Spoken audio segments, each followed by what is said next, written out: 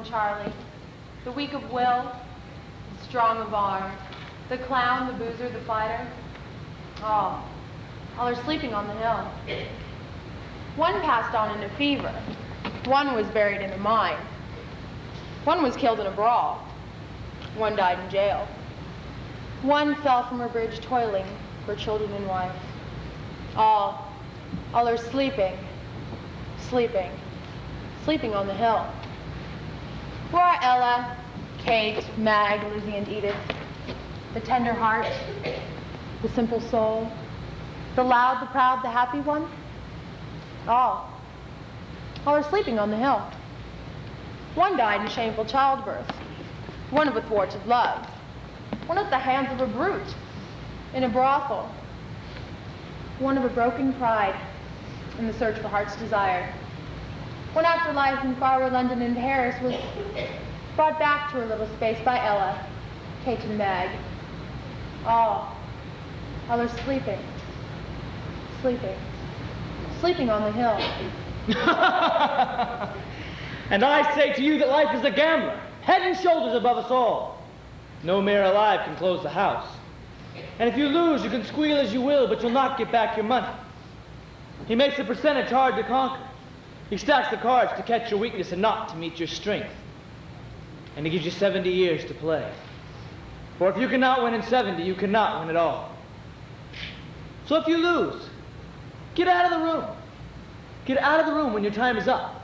It's mean to sit and fumble the cards and curse your losses lead and I, whining to try and try.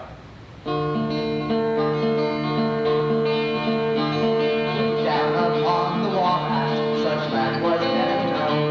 If Latin had crossed over as the sorely surely know, he'd swear it was the Garden, he played it as a boy, and been proclaimed in streets of Illinois. So move your family westward, good health you will enjoy, and rise to wealth and honor in the state of Illinois. She founded by the Wabash, the Missouri and the Lakes. There's quicksand in her swampy land and in her fearless mates. But these are slight to the young and do not store the joy of living in this paradise, a state of Illinois. So move your family westward, good health you will enjoy. You'll rise to wealth and honor in the state of Illinois, the state of Illinois, the state of Illinois.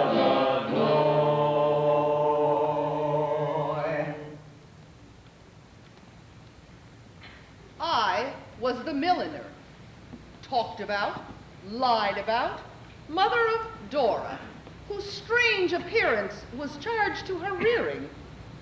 My eye, quick to beauty, saw much beside ribbons and feathers and buckles and leghorns and felts to set off sweet faces and dark hair and gold. One thing I will tell you, and one I will ask.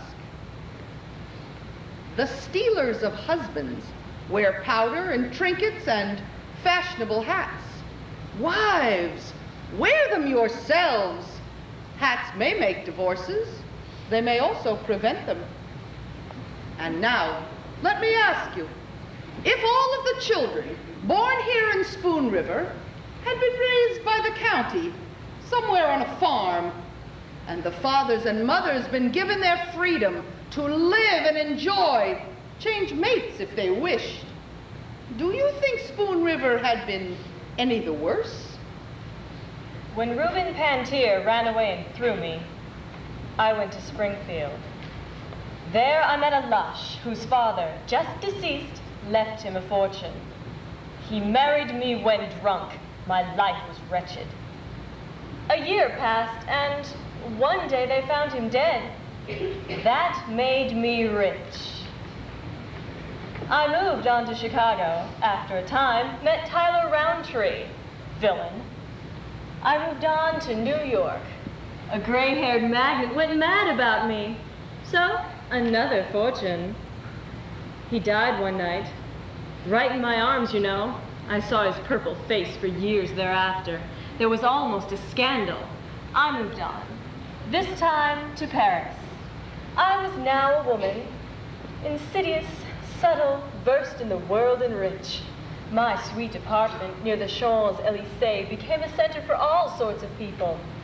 Musicians, poets, dandies, artists, nobles, where we spoke French and German, Italian, English. I wed Count Navigato, native of Genoa. We went to Rome.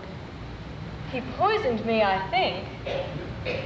Now, in the Camp Santo, overlooking the sea where young Columbus dreamed new worlds, see what they chiseled.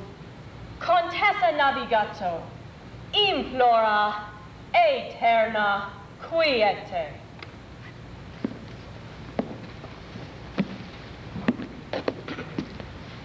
I loathed you, Spoon River. I tried to rise above you. I was ashamed of you. I despised that you were the place of my nativity. And there in Rome, among the artists, speaking Italian, speaking French, I seemed to myself at times to be free of every trace of my origin. I seemed to be reaching the heights of art and to breathe the air the masters breathed, to see the world with their eyes. But still they'd pass my work and say, "What are you driving at, my friend? Sometimes the face looks like Apollo's, and at others it has a trace of Lincoln's." There was no culture in Spoon River, and I burned with shame and held my peace. And what could I do? All covered over and weighted down with Western soil, except aspire and pray for another birth in the world, with all of Spoon River rooted out of my soul. My parents thought that I would be as great as Edison, or greater. For as a boy, I made balloons and wondrous kites and toys with clocks and little engines with tracks to run on, and telephones of cans and thread. I played the cornet and painted pictures, modeled in clay, and I took part in the building an octoroom. But then at 21, I married and had to live. And so to live, I learned the trade of making watches and kept the jewelry store on the square. Thank you. Thank you. Thank you. Thank you. Not of business, but of the engine I studied the calculus to build. And all Spoon River watched and waited to see it work. But it never worked. And a few kind souls believed that my genius was somehow hampered by the store. It wasn't true. The truth was this: I didn't have the brains. I belonged to the church and to the party of prohibition, and the villagers thought I died of eating watermelon. In truth, I had cirrhosis of the liver. For every noon for 30 years, I slipped behind the prescription partition in Trainer's drugstore and poured a generous drink from the bottle marked spiritus fermented. Only the chemist can tell. Well, not always the chemist. What will result from compounding fluids or solids? And who can tell how men and women will interact on each other? Or what children will result? There were Benjamin Pantier and his wife, good in themselves, but evil toward each other. He oxygen, she hydrogen. Their son, a devastating fire. Together in this grave lie Benjamin Pantier, attorney at law, and Nig, his dog, constant companion, solace and friend. Down the gray road, friends, children, men and women, passing one by one out of life, left me till I was alone, with Nig for partner, bedfellow, comrade in drink. In the morning of life, I knew aspiration and saw glory. Then she, who survives me, snared my soul with a snare which bled me to death, till I, once strong of will, lay broken, indifferent, living with Nig in a room back at dingy office. I know that he told that I snared his soul with a snare that bled him to death. and all the men loved him, and most of the women pitied him. But suppose you are really a lady and have delicate taste, and loathe the smell of whiskey and onions, and the rhythm of Wordsworth's ode runs in your ears, while he goes about from morning till night repeating bits of that common thing. Oh, why should the spirit of mortal be proud? And then suppose you are a woman, well endowed, and the only man with whom law and morality permit you the marital relation is the very man that fills you with disgust every time you think of it. While you think of it, every time you see him. That's why I drove him away from home to live with his dog in a dingy room back of his office. Under my jawbone is snuggled the bony nose of Nick. Our story is lost in silence. Goodbye, mad world. Oh, where is my boy? My boy! In what far part of the world? The boy I love the best in all the world.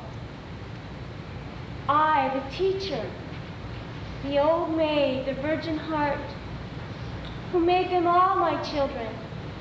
Did I know my boy aright, thinking of him as a spirit of flame, active, ever aspiring? Well, Emily Sparks, your prayers were not wasted. Your love was not all in vain. I owe whatever I was in life to your love that would not give me up, to your hope that saw me still as good. Dear Emily Sparks, let me tell you a story. Now, I passed the effect of my father and mother. The milliner's daughter made me troubled, and out I went in the world, where I passed through every peril known, of wine and women and joy of life. One night in a room in the Rue de Rivoli, I was drinking wine with a black-eyed coquette, and tears swam in my eyes. She thought they were amorous tears and smiled, for her thought of conquest over me. But my soul was 3,000 miles away, in the days when you taught me in Spoon River. And just because you no longer could love me, nor pray for me, nor write me letters, the eternal silence of you spoke instead. And the black-eyed coquette took the tears for hers, as well as those deceiving kisses I gave her. Somehow from that hour, I had a new vision. Dear Emily Sparks. Oh, boy, boy, for whom I prayed and many watchful hour at night. Do you remember the letter I wrote you of the beautiful love of Christ? And whether you ever took it or not, my boy, wherever you are, whatever you do, work for your soul's sake, that all the clay of you and all the dross of you may yield to the fire of you. To the fire is nothing but light. Nothing but light.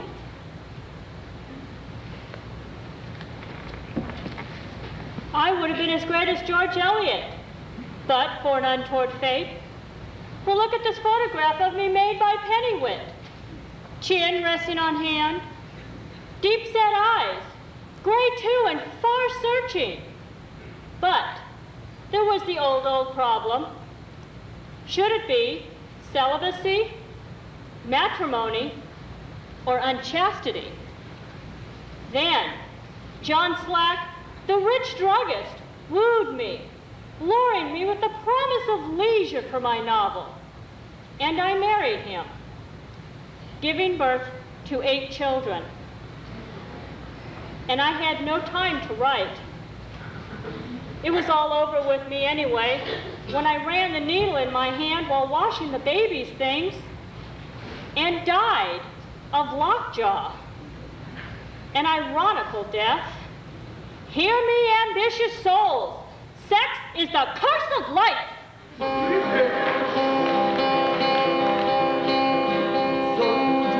Soldier, coming from the plain, courted a fair maiden, though we did not know her name.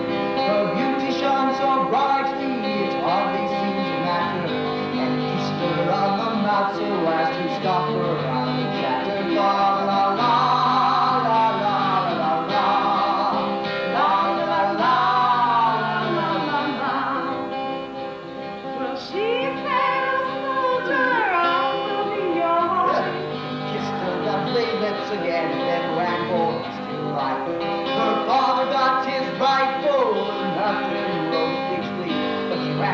fast, so far away, he disappeared completely. La la la la, la la la la, la la la la.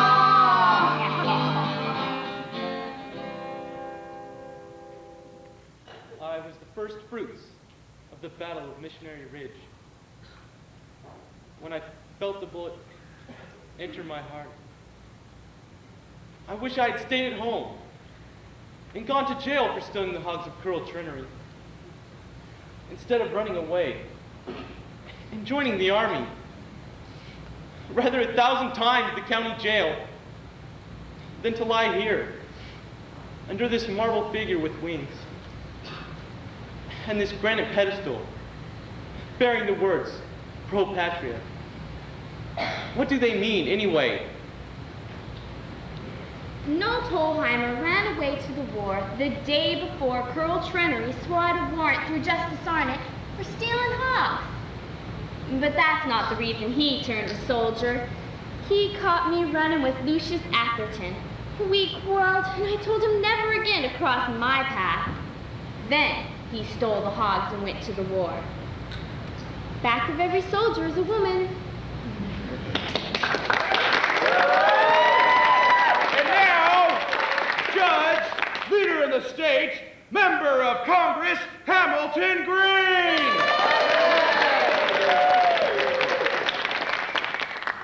Do you remember when I fought the banks and the courthouse ring for pocketing the interest on public funds? And when I fought our leading citizens for making the poor the pack horses of the taxes? And when I fought the businessmen who fought me in these fights? Then do you remember?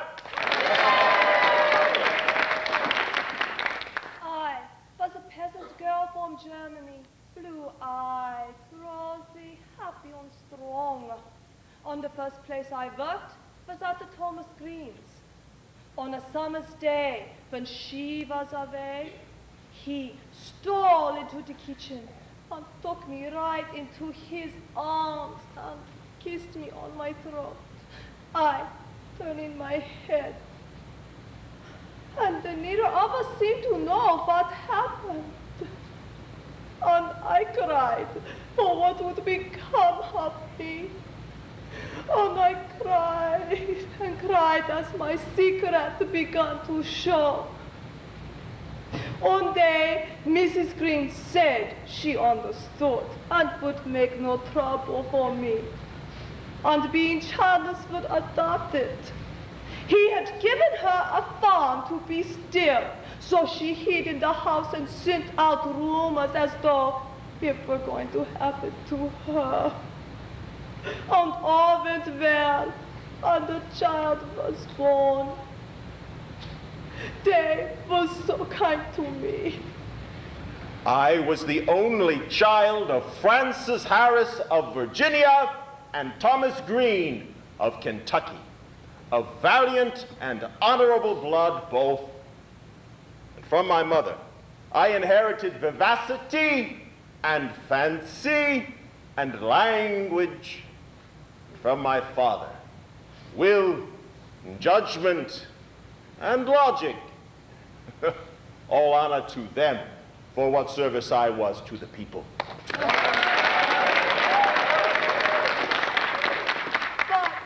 at political rallies, when sitters by thought I was crying at the eloquence of Hamilton Green, that was not it.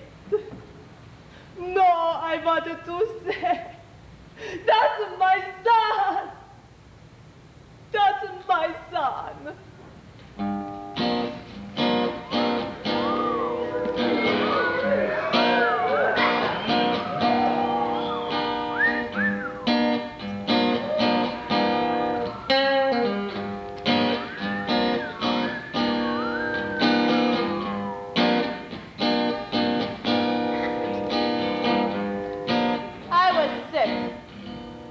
But more than that, I was mad at the crooked police and the crooked game of life. So I wrote to the chief of police at Peoria. I am here, my girlhood home of Spoon River, gradually wasting away. But come and take me. I killed the son of the merchant prince at Madame Lou's, and the papers that said he killed himself while in his home cleaning a hunting gun lied like the devil to hush up scandal for the bribe of advertising. In my room, I shot him at Madame Lou's because he knocked me down when I said that in spite of all the money he had, I would see my lover that night.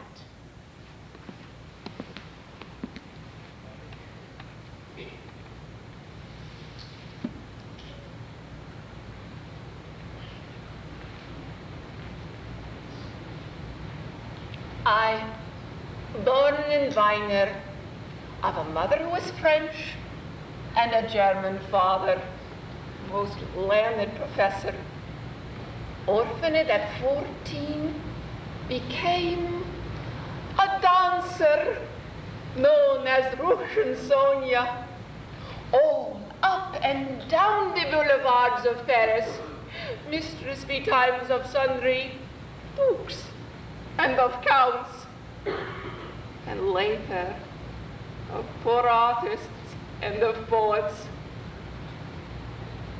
At 40 years, passé, I sailed to New York and met old Patrick Hoomer on the boat, red-faced and hale, though turning his 60th year, returning after having sold a shipload of cattle in the German city Hamburg.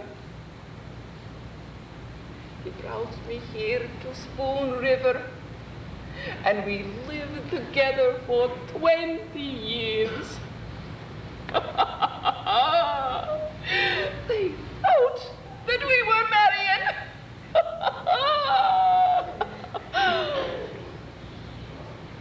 This old oak tree near me is a favorite haunt of blue jays, chattering all the day. And why not? For my very dust is laughing, for thinking of this humorous thing called life.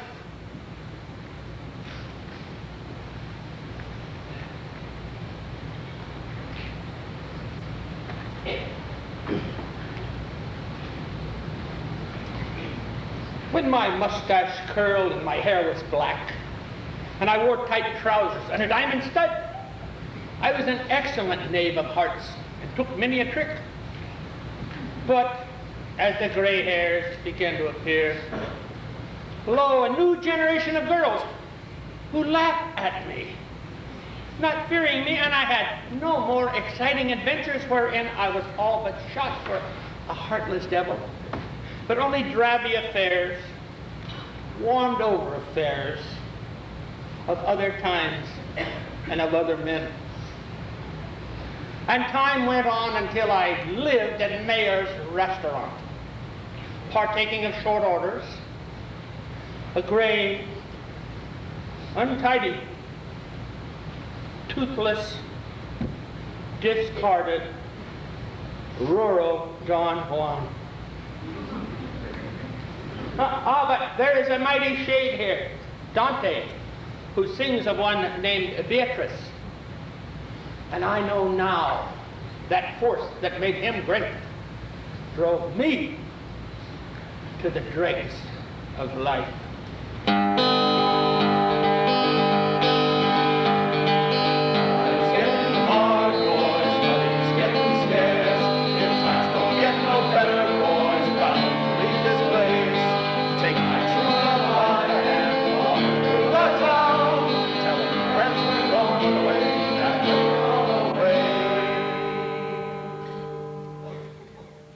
Road slave, selling shoes in gingham, flour and bacon, overalls, clothing all day long, for 14 hours a day, for 313 days a year, for more than 20 years, saying yes sir, thank you, all 1,000 times a day, and just for $50 a month, staying in the stinking room at the Rattletrap Commercial and compelled to go to Sunday school and listen to the Reverend Abner Pete, 104 times a year, for more than an hour at a time. Because Thomas Rhodes not only ran the church, but the bank and the market. So while I was fixing my tie one morning, I noticed myself in the glass. Hair all gray. Face like a sodden pie. And I cursed. And cursed. You damned old thing. You cowardly dog. You rotten papa. You road slave. Till Roger Baum thought I was having a fight with someone in my room and looked through the transom just in time to see me fall on the floor in a heap from a broken vein in my head.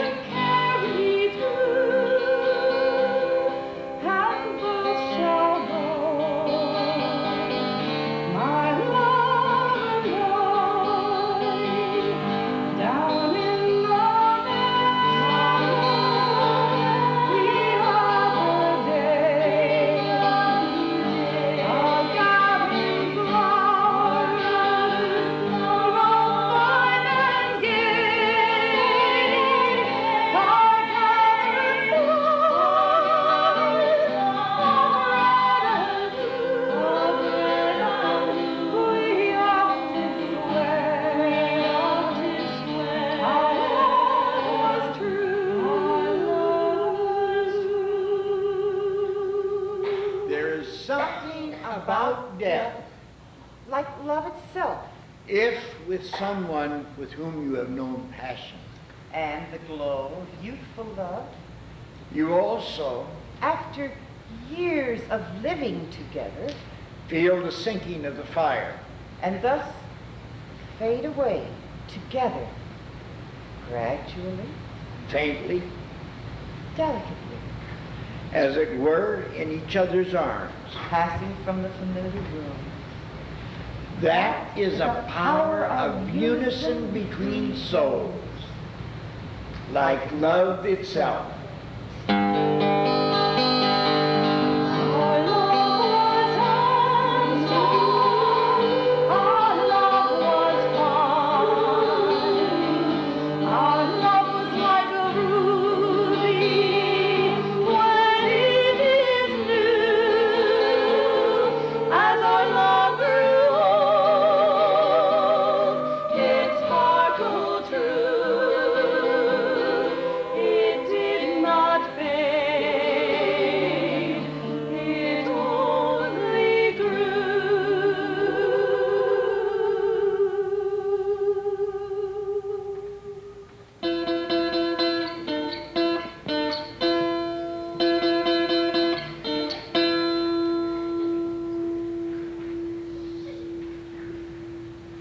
They got me into the Sunday school in Spoon River and tried to get me to drop Confucius for Jesus.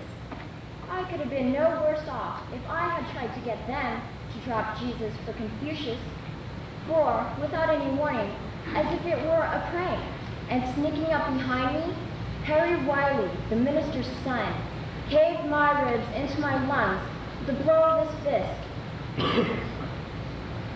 Now, I shall never sleep with my ancestors in Peking, and no children shall worship at my grave.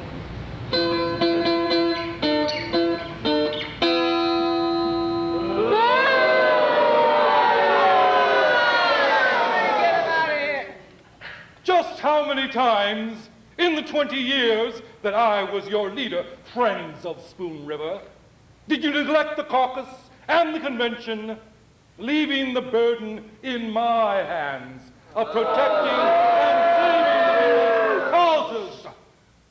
Either because you were ill, or your grandmother was ill, or you drank too much and fell asleep, or else you said, he is our leader, all will be well. We have nothing to do but to follow.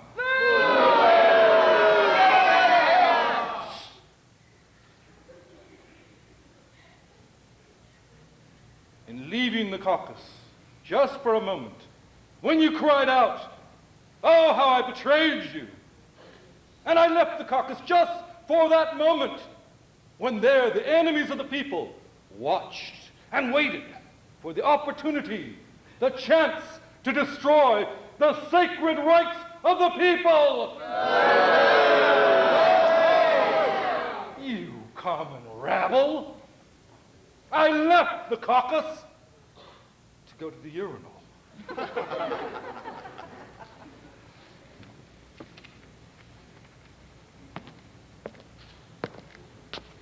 Mr. Kessler, you know, was in the army.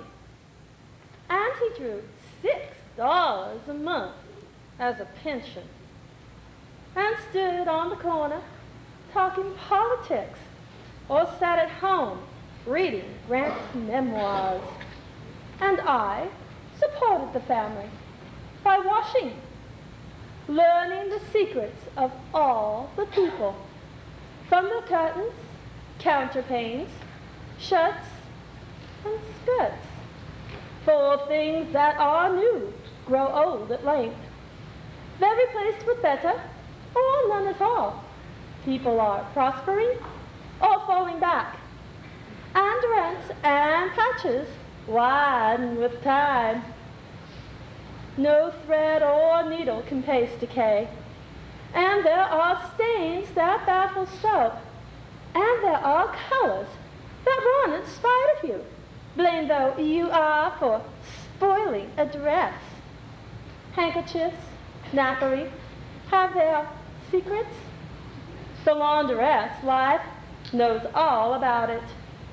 And I, who went to all the funerals held in Spoon River, swear I never saw a dead face without thinking it looked like something washed and ironed.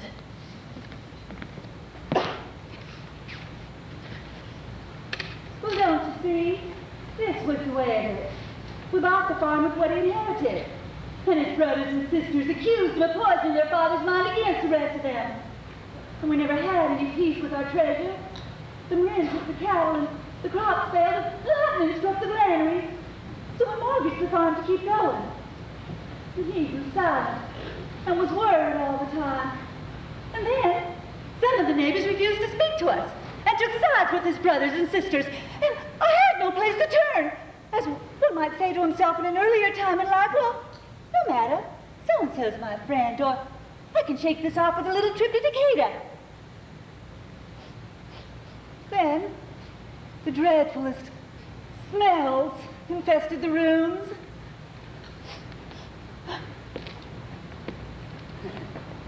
So, I set fire to the bed. And the old witch house went up in a roar of flames as I danced in the yard, arms waving. While he wept like a freezing steer.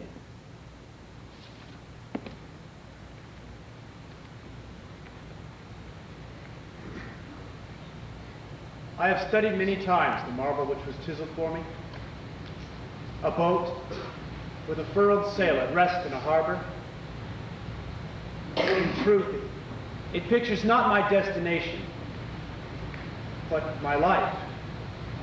For love was offered me, and I shrank from its disillusionment.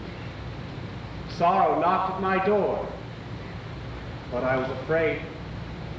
Ambition called to me, but I dreaded the chances. Yet, all the while, I hungered for the meaning in my life. And now, I know that we must lift the sail and catch the winds of destiny wherever they drive the boat. To put meaning in one's life may end in madness. But a life without meaning is the torture of restlessness and vague desire. It is a boat longing for the sea, and yet afraid.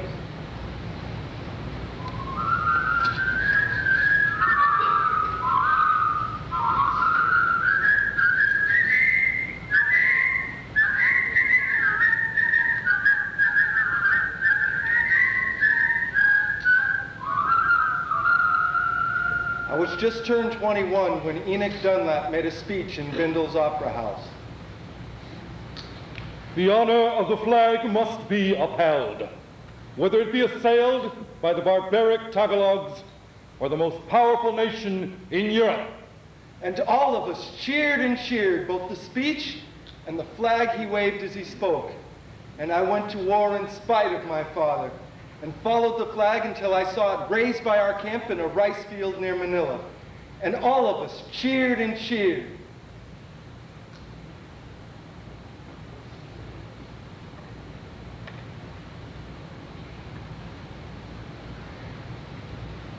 But there were flies and poisonous things. And there was the deadly water and the cruel heat and the sickening, putrid food. And there was the smell of the tent just back of the trench where the soldiers went to empty themselves. And there were the horrors that followed us, full of syphilis and beastly acts between ourselves or alone, with bullying, hated degradation among us, and days of loathing, and nights of fear to the hour of the charge through the steaming swamp, following the flag, till I fell with a scream, shot through the guts. And now there's a flag over me in Spoon River. A flag. A flag. When Johnny comes marching home again, hurrah, hurrah, we'll give him a hearty welcome then, hurrah, hurrah, the men will cheer, the boys will shout, the ladies they will all turn out, and we'll all feel gay when Johnny comes marching home.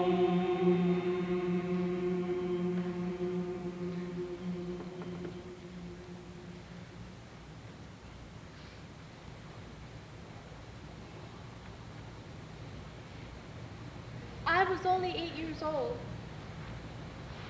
And before I grew up and knew what it meant, I had no words for it, except that I was frightened and told my mother, and that my father got a pistol and who killed Charlie, who was a big boy, 15 years old, except for his mother. Nevertheless, the story clung to me. But the man who married me, a widower of 35, was a newcomer and never heard it. Until 2 years after we were married. Then he considered himself cheated, and the village thought that I was not really a virgin. Well, he deserted me, and I died the following winter.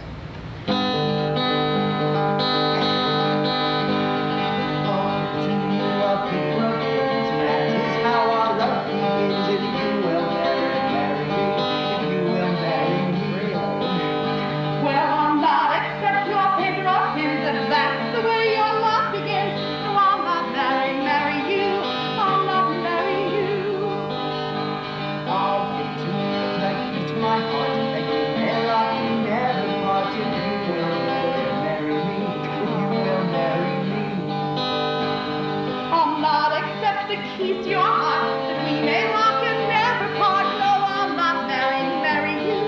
I'll not marry you. I'll give to you like keys to my chest, and you may have money and power in class if you will marry me. If you will marry me. I will accept the keys to your chest that I may have money and conquest. Oh yes, I'll marry you. Yes, I'll marry you.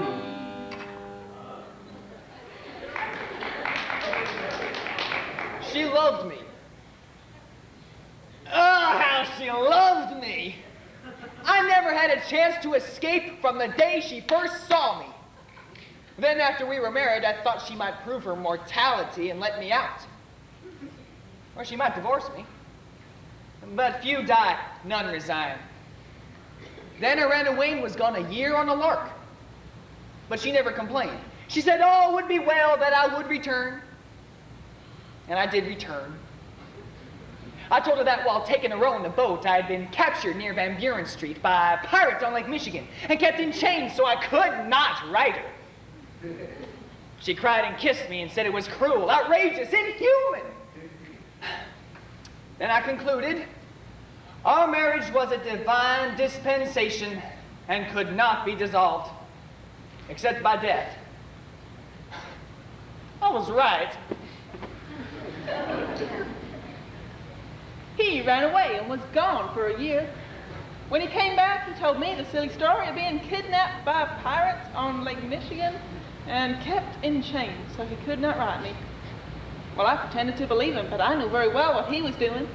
But he was seeing the milliner, Mrs. Williams, now and then, when she went to the city to buy goods, as she said.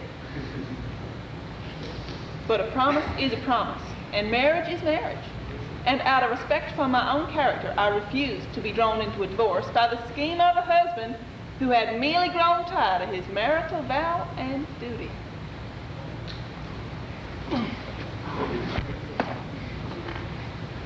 If you in this village think that my work was a good one, who closed the saloons and stopped all playing at cards, and hailed old Daisy Frazier before Justice Arnett in many a crusade to purge the people of sin, then why do you let the milliner's daughter Dora and the worthless son of Benjamin Pantier nightly make my grave their unholy pillow?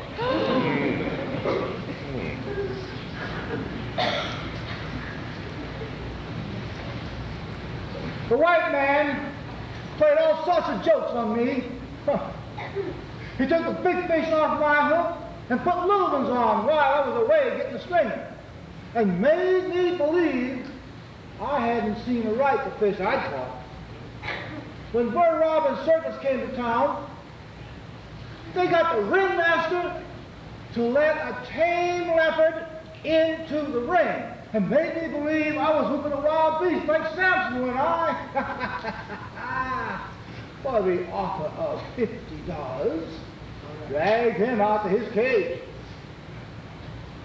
One time I entered my blacksmith shop and I shook as I saw some horseshoes crawling across the floor as if alive. Oh, Walter Simmons had put a magnet under a barrel of water. And yet, every one of you white men, was fooled about fish and about leopards too. And you didn't know any more than the horseshoes did what moved you about Spoon River.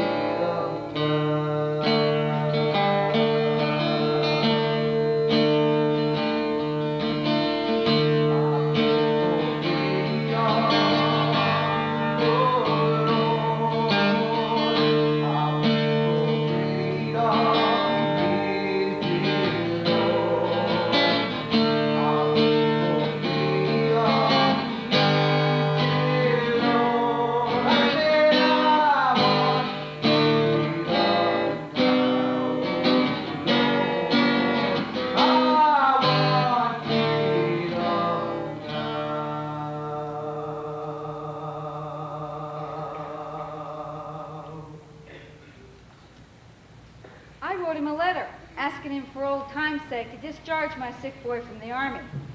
But maybe he couldn't read it. Then I went to town and had James Garber, who wrote beautifully, write him a letter. But maybe that was lost in the mails. So I traveled all the way to Washington. I was more than an hour finding the White House. And when I found it, they turned me away, hiding their smiles. Then I thought, oh well, he ain't the same as when I boarded him and he and my husband worked together, and we all called him Abe there in Menard. As a last attempt, I turned to a guard and said, please say it's old Aunt Hannah Armstrong from Illinois. Come to see him about our sick boy from there in the army. Well, in just a moment, they let me in. And when he saw me, he broke in a laugh and dropped his business as president, and in his hand wrote Doug's discharge, all the while talking of the early days and telling stories.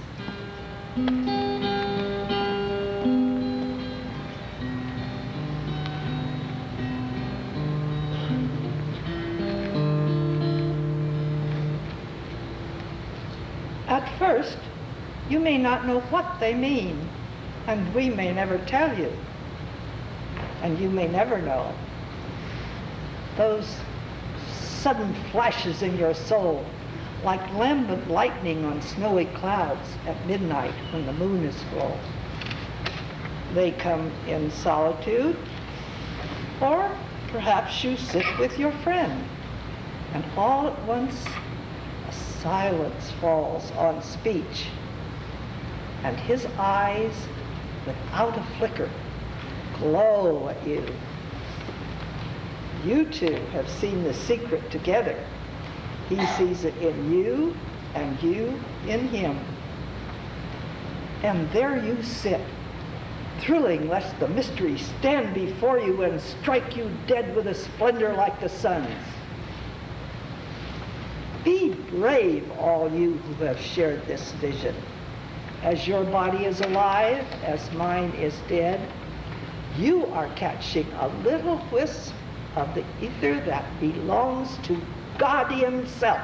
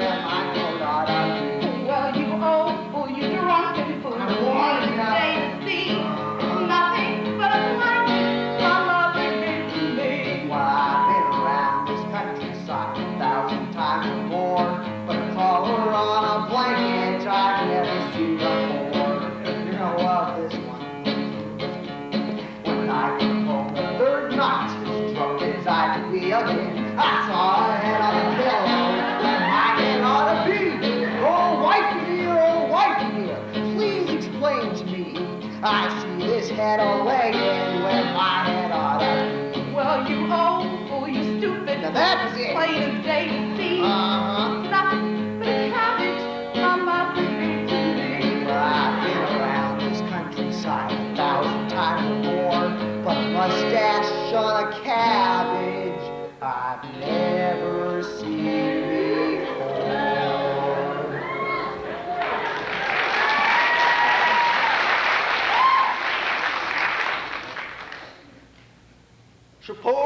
who stood just 5 feet 2 and had worked your way as a grocery clerk, studying law by candlelight until you became an attorney at law.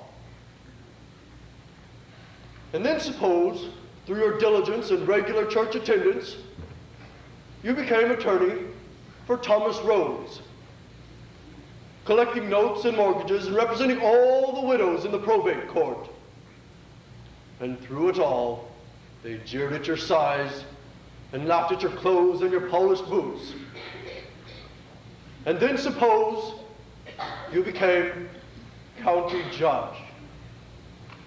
And Jefferson Howard and Kinsey Keene and Harmon Whitney and all the giants who had jeered at you were forced to stand before the bar and say, Your Honor.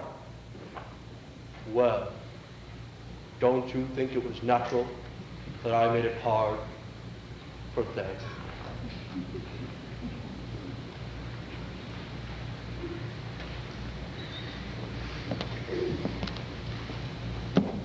At 4 o'clock in late October, I sat alone in the country schoolhouse, back from the road mid stricken fields, and an eddy of wind blew leaves on the pane and crooned in the flue of the cannon stove, with its open door blurring the shadows, the spectral glow of a dying fire. In an idle mood, I was running the planchet, when all at once my wrists grew limp, and my hands moved rapidly across the board until the name of Charles Gateau was spelled, who threatened to materialize before me. I rose and fled from the room, bareheaded into the dusk, afraid of my gift. And after that the spirits swarmed, Chaucer, Caesar, Poe, and Marlowe, Cleopatra, and Mrs. Surratt, wherever I went, with messages. Mere trifling twaddle. Charles Gateau, indeed. You talk nonsense to children. Suppose I see what you never saw and never heard and have no word for. I must talk nonsense when you ask me what it is I see.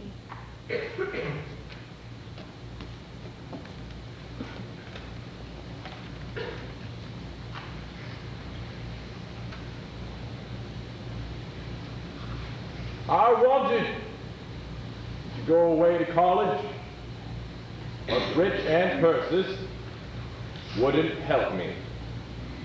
So I made gardens and raked the lawns, and bought John Alden's books with my earnings, and toiled for the very means of life. I wanted to marry Delia Prickett, but how could I do it with what I earned? There was Aunt Persis, more than 70, half alive in her wheelchair, her throat so paralyzed when she swallowed, the soup ran out of her mouth like a duck. A gourmand yet, investing her income in mortgages, fretting all the time about notes and rents and papers.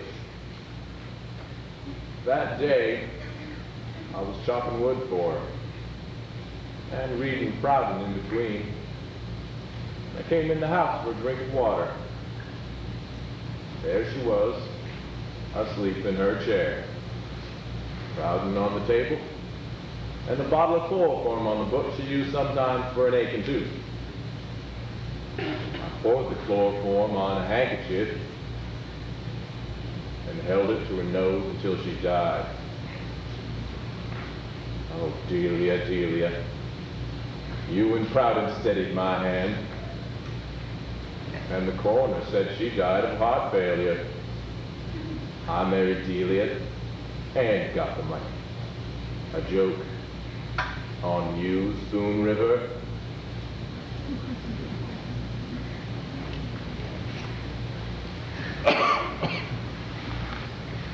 Reverend Wiley advised me not to divorce him for the sake of the children, and Judge Summers advised him the same. And so we stuck to the end of the road. But 2 of the children thought he was right, and 2 of the children thought I was right. And those who thought he was right blamed me. And those who thought I was right blamed him. They grieved for the one they sided with. And all were torn with the guilt of judging and tortured in soul because they could not admire equally both him and me. Now, every gardener knows that plants grown in a cellar or under a stone grow up twisted and yellow and weak. And no mother would let her babe suck diseased milk from her breast. Yet preachers and judges advise the raising of souls where there is no sunlight, but only twilight. No warmth, only dampness and cold. Preachers and judges,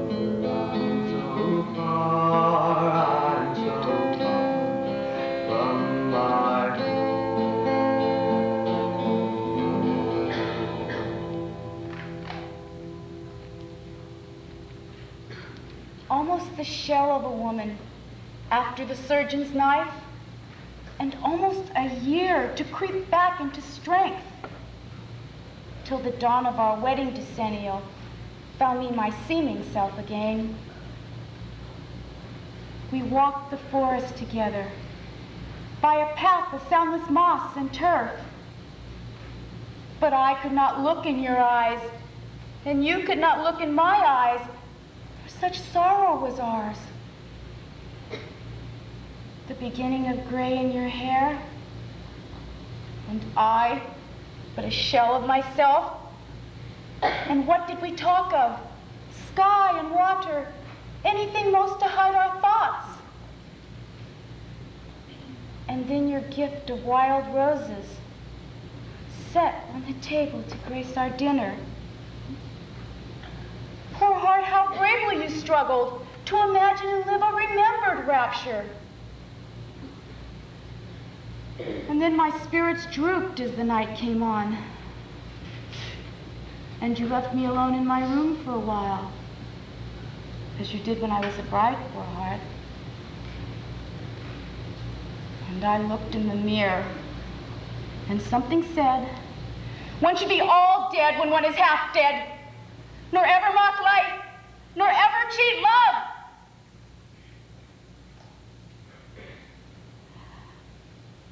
And I did it. Looking there, in the mirror. Dear, have you ever understood?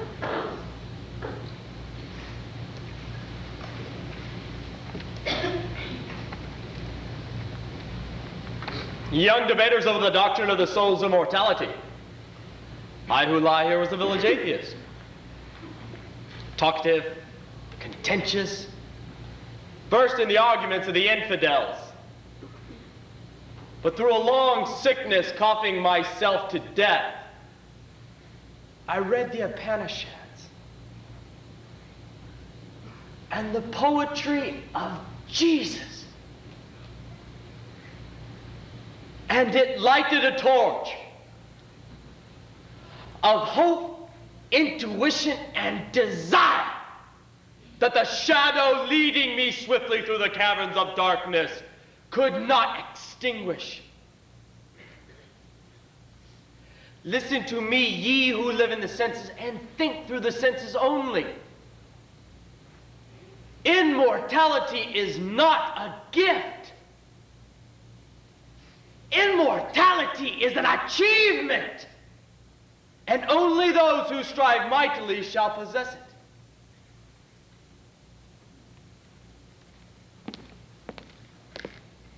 Your red blossoms amid green leaves are drooping, beautiful geranium, but you do not ask for water. You cannot speak. You do not need to speak. Everyone knows that you are dying of thirst, yet they do not bring water. They pass on, saying, the geranium wants water.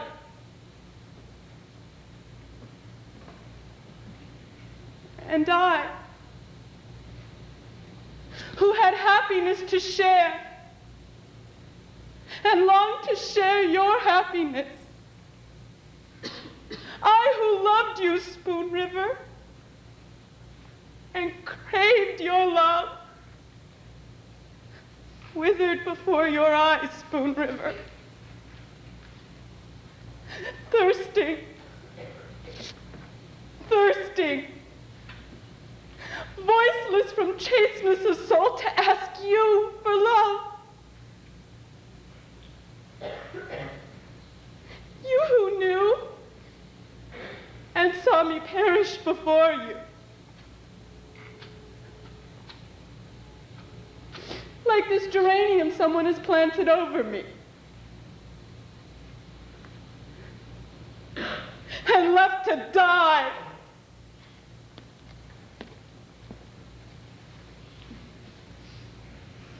If I could have lived just another year, I could have finished my flying machine and become rich and famous.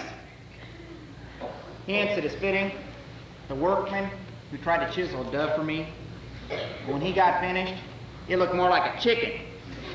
What is it all about anyway but being hatched and running about the yard to the day of the block? Save that a man has an angel's brain and sees the act from the first. God, ask us not to record your wonders. We admit the stars and the sun and the countless worlds, but we have measured their distance and weighed them and discovered their substances. We have devised wings for the air and keels for water and horses of iron for the earth. We've lengthened the vision you gave us 1,000,000 times and the hearing you gave us 1,000,000 times. We have leaped over space with speech. We have taken fire from light out of air. We have built great cities and bored through the hills and bridged majestic waters. We have written the Iliad and the Hamlet, and we've explored your mysteries and searched for you without ceasing, and found you again after losing you in hours of weariness. And we ask you, how would you like to create a sun, and the next day have the worms slipping in and out between your fingers?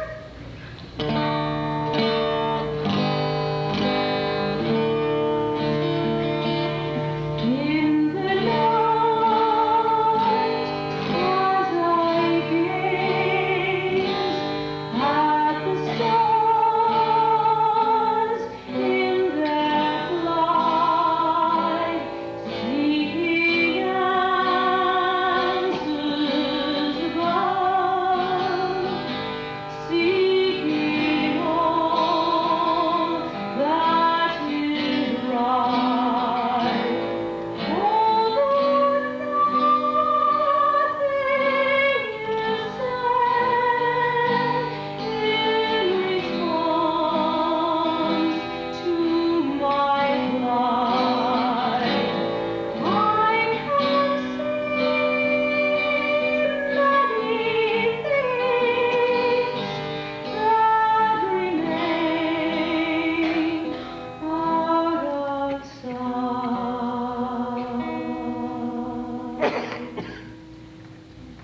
Try this lens.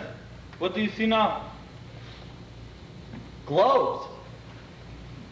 Of red, yellow, purple? Just a moment.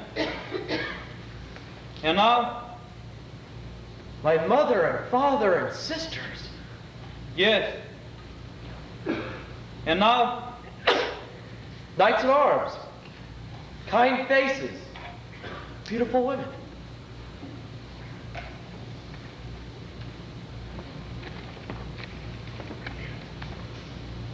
Try this. Yeah, I feel the grain. A city. Very good. And now? Ah, a young woman with angels bending over her. A heavier lens. And now? Woo-wee! Men and women with bright eyes and open lips.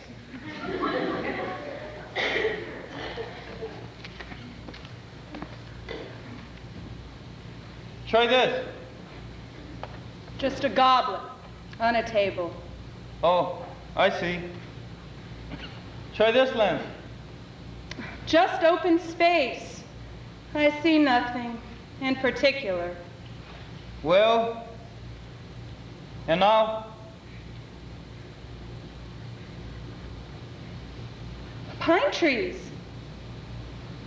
A lake. A summer sky. That's better. And now? A book. Read a page for me. I can't. My eyes are carried beyond the page. Try this lens. Oh, that's fair. Excellent. And now? Light. Just light. Making everything below it a toy world. Very well. We'll make the glass accordingly.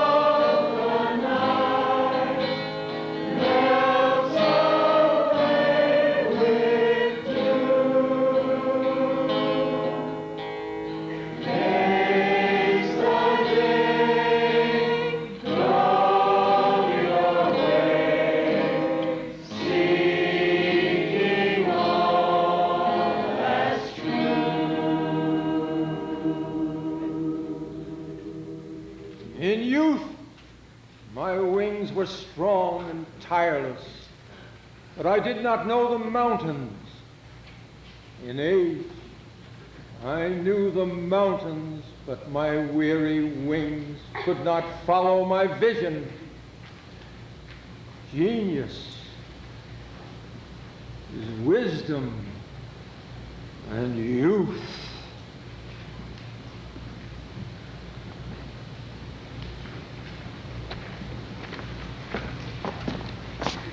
Willard got me with child, knowing that I could not bring forth life without losing my own. In my youth, therefore, I entered the portals of dust. Traveler, it is believed in the village where I lived, the Willard loved me with the husband's love. But I proclaim from the dust that he slew me to gratify his hatred. My wife lost her health and dwindled until she weighed scarce 90 pounds. Then that woman, whom the men styled Cleopatra, came along, and we married once all broke our vows, myself among the rest. Years passed, and one by one death claimed them all in some hideous form, and I was borne along by dreams of God's particular grace for me. And I began to write reams on reams of the second coming of Christ. Then Christ came to me and said, go into the church and stand before the congregation and confess your sin. Just as I stood and was about to speak, I saw my little girl who was sitting in the front seat. My little girl who was born blind. After that, all is blackness. Here lies the body of Lois Spears, born Lois Fluke, daughter of Willard Fluke, wife of Cyrus Spears, mother of Myrtle and Virgil Spears, children with clear eyes and sound limbs. I was born blind, yet I was the happiest of women, as wife, as mother, as housekeeper, caring for my loved ones, and making my home a place of order and bounteous hospitality. For I went about the rooms and about the garden with an instinct as sure as sight, as though there were eyes in my fingertips. Glory to God in the highest.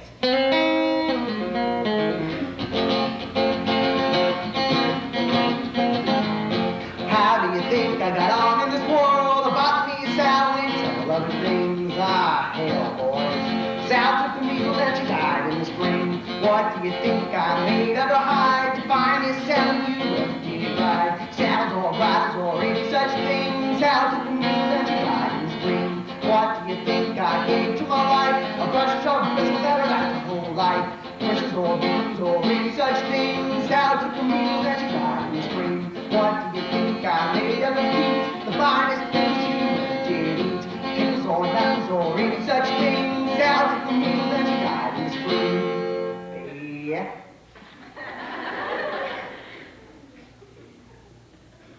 Here I lie close to the grave of old Bill Purcell, who grew rich trading with the Indians and who afterwards took the bankrupt law and emerged from it richer than ever.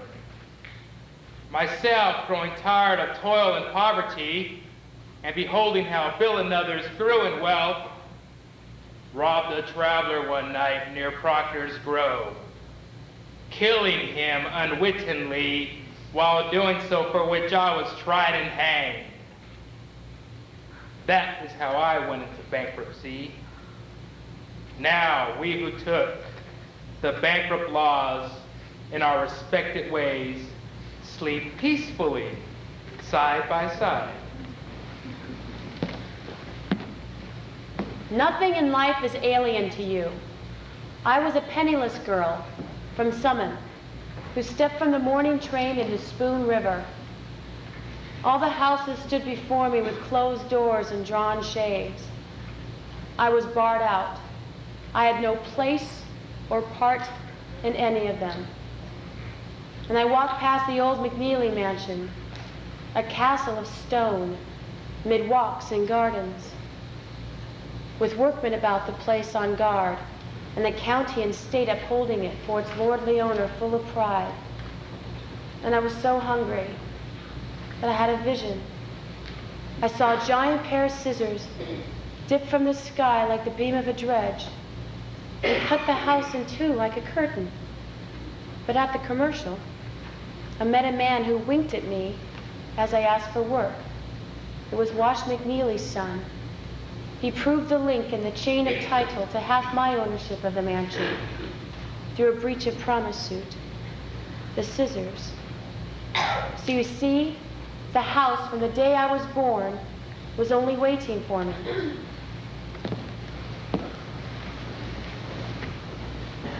It was moonlight,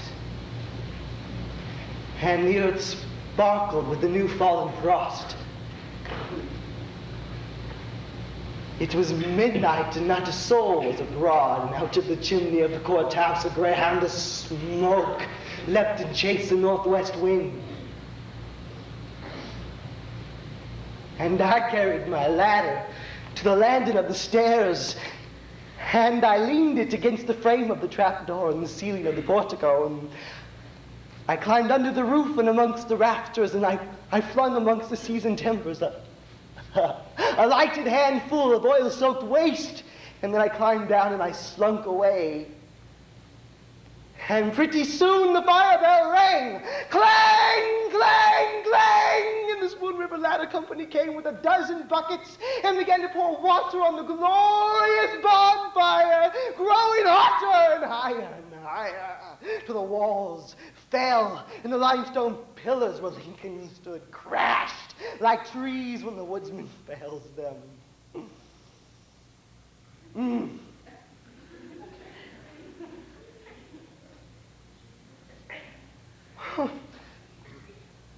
When I returned from Joliet prison, there was a new courthouse with a dome. For I too was punished, like all those who destroy the past for the sake of the future.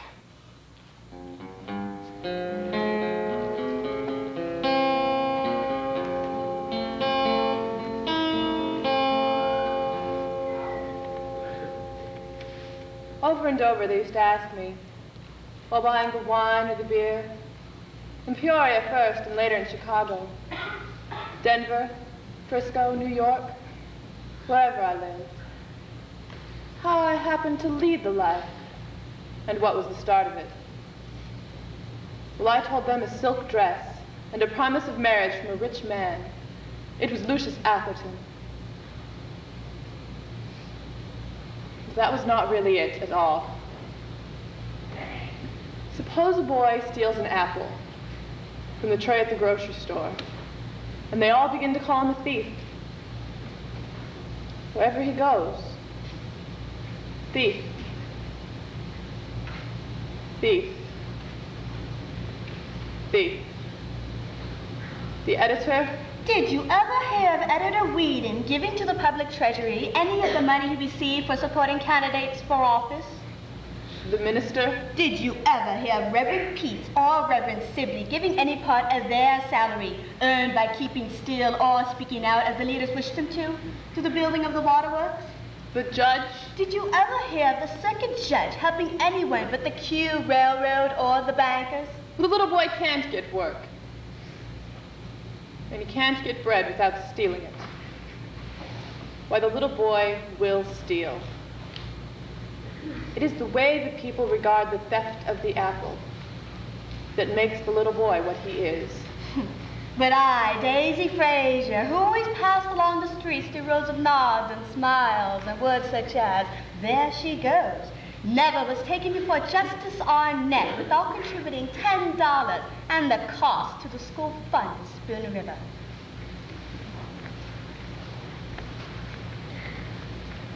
I am Minerva, the village poetess, hooted at and jeered at by the yahoos of the street for my heavy body, cockeye, and rolling walk. All the more when Butch Weldy captured me after a brutal hunt and left me to my fate with Dr. Myers. And I sank into death, growing numb from the feet up, like when stepping deeper and deeper into a stream of ice. Will someone go to the village newspaper and gather into a book the verses I wrote? I thirsted so for love. I hungered so for life. No other man, unless it was Doc Hill, did more for the people in this town than I. And all the weak, the halt, the improvident, and those who could not pay flocked to me. I was healthy, happy, in comfortable fortune, blessed with a congenial mate, my children raised, all wedded, doing well in the world. And then, one night, Minerva, the poetess, came to me in her trouble, crying. I tried to help her out. She died. They indicted me. The newspapers disgraced me. My wife perished of a broken heart, and pneumonia finished me. He protested all his life long. The newspapers lied about him villainously. That he was not at fault from the nervous fall. Only tried to help her. Poor soul, so sunk in sin, he could not see that even in trying to help her, as he called it, he broke the law, human and divine. Passers-by, an ancient admonition to you. If your ways would be the ways of pleasantness, and all your pathways peace, love God and keep his commandments.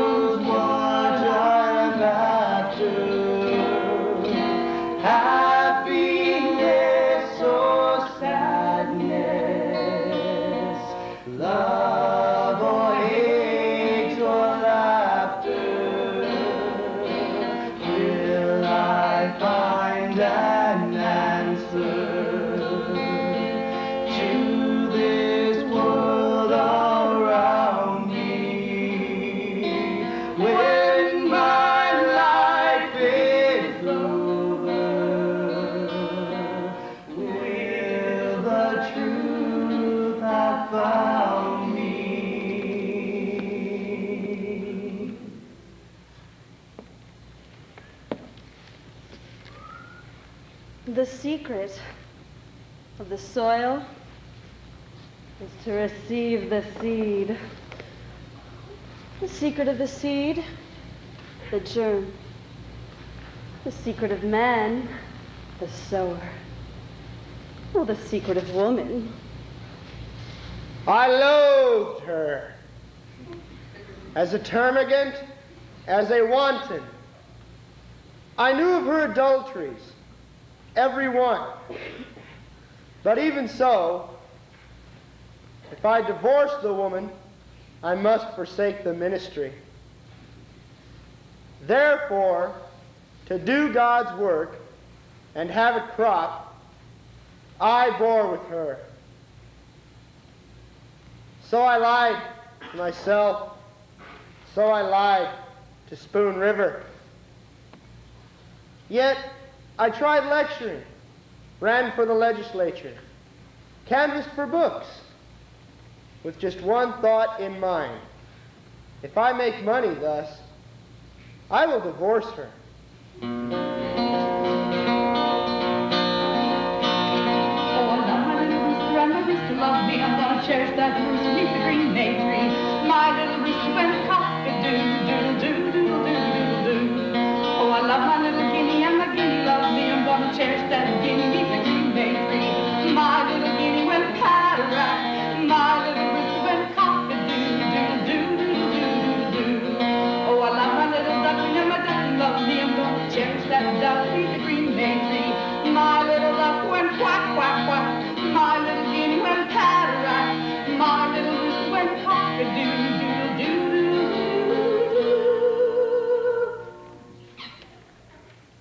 I was Willie Metcalf. They used to call me Dr. Myers because they said I looked like him. And he was my father, according to Jack McGuire.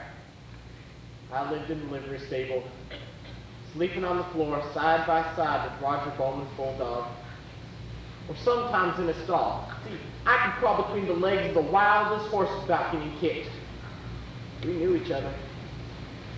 On spring days, I'd tramp through the country to get the being which I sometimes lost. But I was not a separate thing of the earth. I used to lose myself as if in sleep by lying with eyes half open in the woods. Sometimes I talked with animals, even toads and snakes. Anything that had an eye to look into. Once I saw a stone in the sunshine, trying to turn into jelly. In April days, in this cemetery, the dead people gathered all about me. I grew stiff like a congregation in silent prayer. I never knew if I was part of the earth with flowers growing in me or whether I walked. Now I know.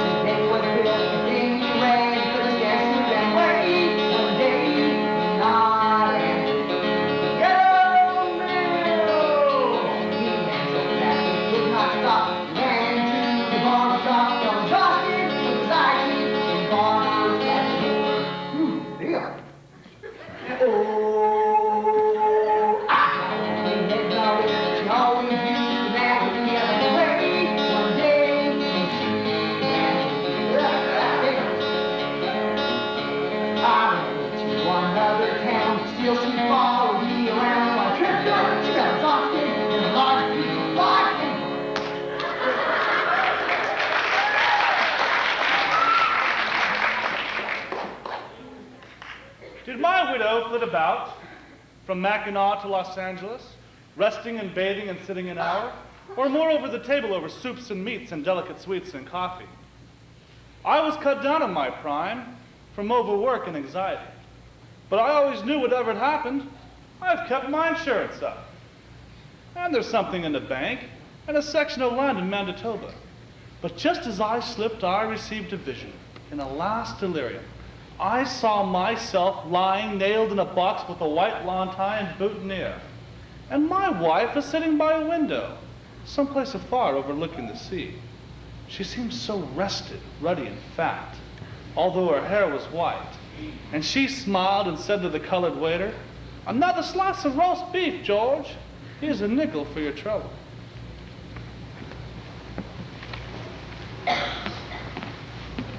From Bindle's Opera House in the village to Broadway is a great step. But I tried to take it, my ambition fired. When 16 years of age, seeing East Lynne played here in the village by Ralph Barrett, the coming romantic actor who enthralled my soul. True, I trailed back home, a broken failure, and Ralph disappeared in New York, leaving me alone in the city. But life broke him also. In all this place of silence, there are no kindred spirits. How I wish Dusa could stand among the pathos of these quiet fields and read these words.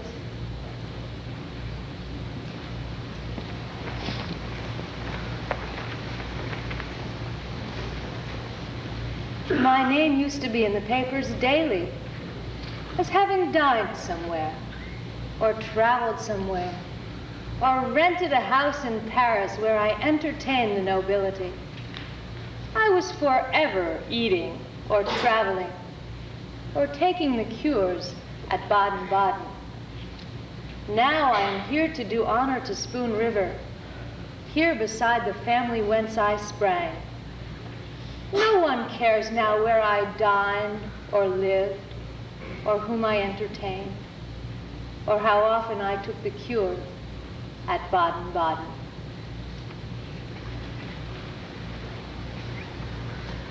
Out of the cell, into this darkened space, the end at 25.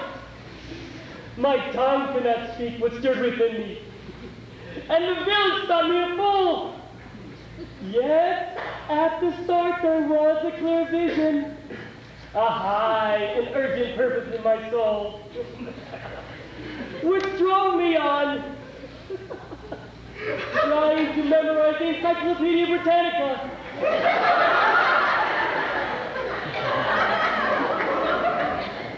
If the excursion train to Peoria had just been wrecked, I might have escaped with my life. Certainly I should have escaped this place. But as it was burned as well, they mistook me for a John Allen, who they sent to the Hebrew cemetery at Chicago, and John for me, so I lie here.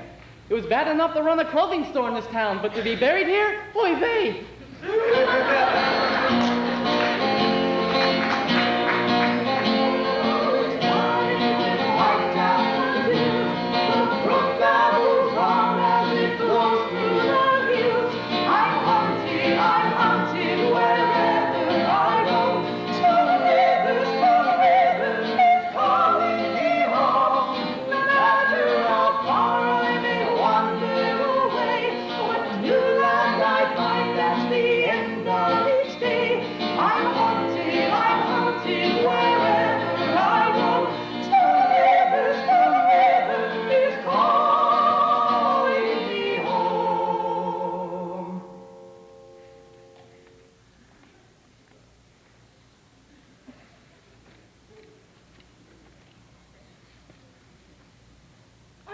To the dances at Chandlerville, and I played snap-out at Winchester.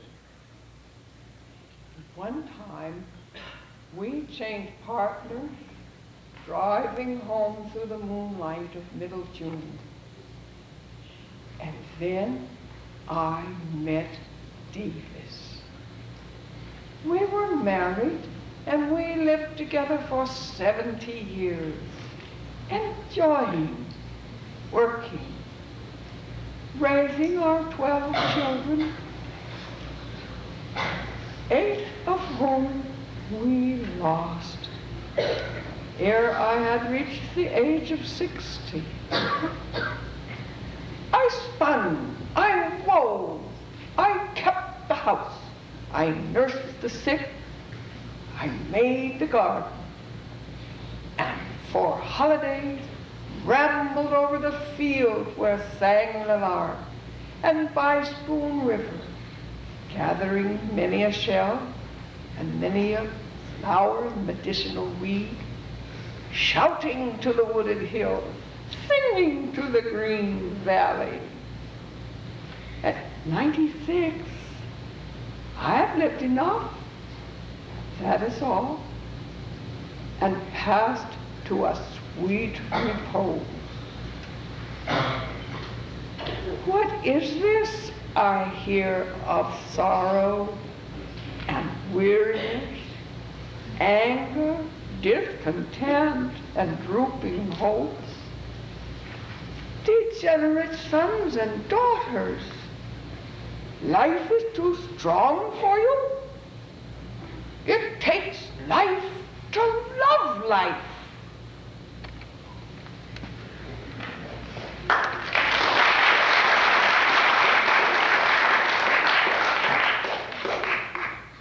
Seeds in a dry pod, tick, tick, tick, tick, tick, tick, like mites in a coral.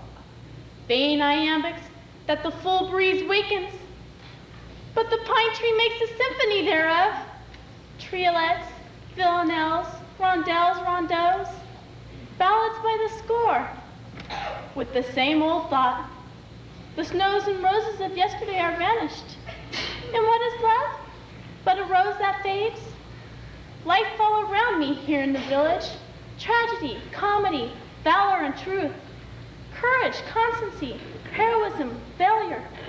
All in the loom. In wet patterns, woodlands, meadows, rivers and streams. Blind to all of it, all my life long. triolets, villanelles, rondelles, rondos. Seeds in a dry pod, tick, tick, tick, tick, tick, tick. What little iambics, while Homer and Whitman roared in the pines.